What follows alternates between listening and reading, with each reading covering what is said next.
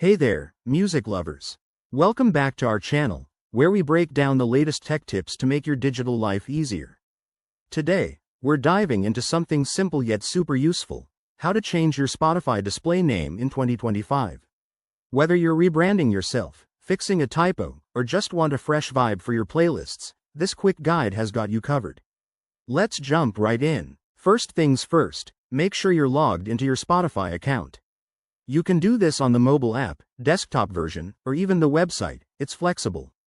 Once you're in, head over to your profile. On the mobile app, tap the Home tab at the bottom, then hit your profile picture in the top right corner. If you're on desktop, click on your profile name in the top right and select Profile from the drop-down. Now, look for the Edit Profile or Account Overview option.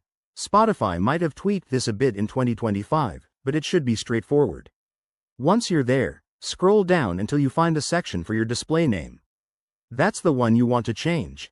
Tap or click on it, and you'll get a text box to enter your new name. Get creative. Maybe add an emoji or something fun, as long as it follows Spotify's guidelines to avoid any issues. After you've typed in your new display name, hit Save or Update.